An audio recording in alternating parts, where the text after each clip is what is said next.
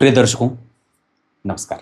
एक बार फिर से उपस्थित हूँ आप सबके सामने शुभाशुभ राशिफल के कार्यक्रम के साथ, जहां आपसे चर्चा होगी शुक्रदेव 16 मई 2025 को मीन राशि में पड़ने वाले नक्षत्र रेवती नक्षत्र में, जो कि बुध का नक्षत्र होता है, अगले मतलब 16 मई से लेकर के, चूंकि एक नक्षत्र पे शुक्रदेव लगभग 11 दिन निवास करते हैं, गोचर करते हैं, और एक राशि पे ये लगभग 1 महीने गोचर करते हैं और एक नक्षत्र पे 11 दिन। इसका अर्थ होगा कि ये जो छोटा सा काल है, जो 16 मई 2025 से अगले 11 दिन तक के लिए शुक्रदेव का गोचर रेवती नक्षत्र पे रहेगा, इसमें 3 ऐसी राशियां जो बहुत ही ज़्यादा लाभान्वित होने वाली हैं, और बाकी के विभिन्न राशियों के लिए क्या कुछ सावधान रहने की आवश्यकता है, इसके ऊपर कार्यक्रम लेकर के आया हूँ। कहीं नहीं जाना है, बिल्कुल बन के रहिएगा। बात करते हैं अभी वर्तमान के ग्रह स्थिति की, तो केतुदेव कन्या राशि में, मंगलदेव कर्क राशि में, चंद्रमा धनु राशि में अभी वर्तमान में जब मैं कार्यक्रम बना रहा हूं। मीन राशि में शुक्रदेव और शनिदेव के साथ राहुदेव, बुधदेव मेष राशि में, सूर्यदेव वृष राशि में परिवर्तन कर चुके हैं, और देव गुरु बृहस्पति मिथुन राशि में गोचर कर रहे हैं। इनमें जो बड़े ग्रह हैं, जो दीर्घ आकार के ग्रह हैं, उसमें गुरु और शनि का परिवर्तन भी हो चुका है। देव गुरु बृहस्पति भी 14 मई को बदल गए हैं। वो अपनी वृष राशि को त्याग करके, जहां पूर्व में थे उसको त्याग करके वो मिथुन राशि में उन्होंने गोचर कर लिया है। जन्म कुंडली में अगर शुक्रदेव मजबूत हों तो वो आपको लग्जरी देते हैं, दुनिया का सारा सुख देते हैं, आपको अनुभवी बनाते हैं, आपके पत्नी का सुख आपको मिलता है, आपका दाम्पत्य बहुत ही सुव्यवस्थित होता है। संसार का ऐसा कौन सा सुख है जो आपको शुक्रदेव नहीं देते? संसार में ऐसे कौन से क्षेत्र का अनुभव नहीं है जो आपको शुक्रदेव नहीं देते हैं? इस आधार पर अगर बात करते हैं तो भोग और ऐश्वर्य के कारक होकर के शुक्रदेव अगर अपनी राशि बदल रहे हों, अपना नक्षत्र बदल रहे हों, तो ये बड़ा मायने रखने वाली बात हो जाती है। सबसे पहले बात करते हैं बहुत सामान्य तरीके से, तो मेष राशि और मेष लग्न के जातकों के लिए एक एक लाइन की बात कहूँगा।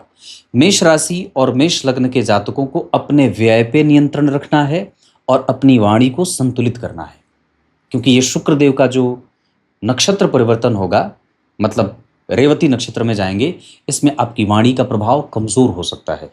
हालांकि कई बार व्यक्ति का एक्सपेक्टेशन बढ़ जाएगा जीवन और जीवन की गतिविधियों को लेकर के।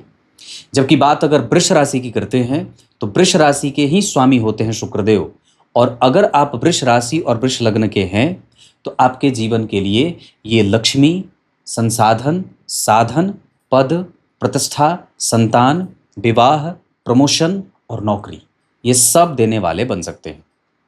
जबकि मिथुन राशि के बारे में अगर बात करते हैं तो मिथुन राशि के जातकों के लिए भी शुक्रदेव का रेवती नक्षत्र में, जो कि बुध का नक्षत्र होता है, उसमें गोचर आपके लाभ और आपकी किस्मत के चाबी को खोलने वाले हो सकते हैं। कहते हैं ना, जिसमें किस्मत का ताला खुल गया। तो ऐसा मिथुन और वृष राशि के जातकों के लिए जीवन में ये अगला 11 दिन बहुत ही अचानक से, अगले ही 11 दिन में ये बहुत सारे आपके सकारात्मक पक्ष खुलने वाले हैं या उसका लाभ मिलेगा। और निश्चित रूप से शुक्रदेव अगर प्रसन्न होते हैं तो आपको वो सारी चीज़ें देने की हैसियत हो जाती है उनके पास जो आप सोचते भी नहीं हैं। यहाँ आपको हर एक चीज़ मिल सकता है, जैसे धन हो जाए, जैसे वैभव हो जाए, जैसे संतान हो जाए, विवाह हो जाए। ये सब 11 दिन में लगभग आपको इसके काम की शुरुआत हो सकती है। मिलने का योग जो होता है, यहाँ मैं एक चीज़ और क्लियर कर दूँ कि जो चीज़ आपको आने वाले समय में मिलने वाली है उसकी शुरुआत ये कर सकते हैं, ये भी बात है। बाकी कर्क राशि के जातकों को अपने दाम्पत्य पे और अपने प्रेम संबंधों पे सावधान रहना होगा, साथ ही साथ अपने विद्या, बुद्धि और विवेक पे भी सावधानी की आवश्यकता होगी। बात अगर करेंगे सिंह राशि और सिंह लग्न के जातकों के लिए, तो आपको अपने रिसर्च पे फोकस बढ़ाने की आवश्यकता होगी और अपने नियमित दिनचर्या का पालन भी करना होगा। स्वास्थ्य का ध्यान आपके लिए बहुत ज़्यादा आवश्यक होगा। कन्या राशि और कन्या लग्न के जातकों के लिए आपका व्यापार अच्छा होगा। आपके रोजमर्रा के जीवन में जो जैसे चल रहा था उसमें और थोड़े से सकारात्मक बदलाव होंगे और आप लाभान्वित होंगे।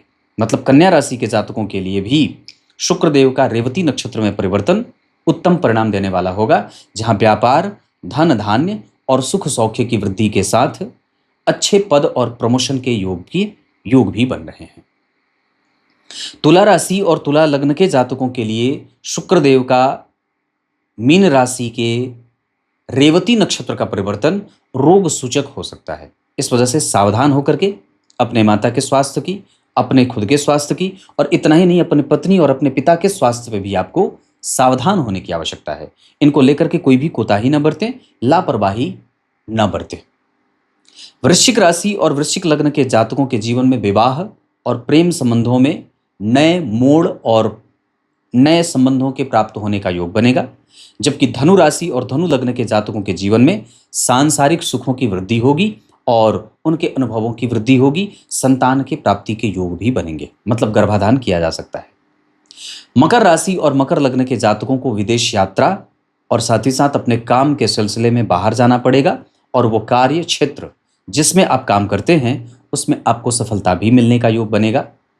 कुंभ राशि के जातकों के लिए धन और पैतृक संपत्ति के वृद्धि के साथ लाभ और प्राप्त परिणामों से प्रसन्नता का घर में माहौल बनेगा।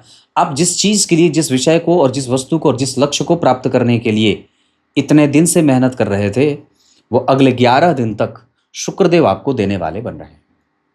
मीन राशि और मीन लग्न के जातकों के लिए ये इतना अच्छा परिणाम देगा जितना आपने सोचा भी नहीं होगा। मतलब शुक्रदेव का बुध देव के राशि या नक्षत्र में जाने का मीन राशि, वृष राशि, मिथुन राशि और साथ ही साथ धनु राशि के जातकों के लिए उत्कृष्ट योग बनने वाले हैं और उत्कृष्ट सफलता के योग बनने वाले हैं।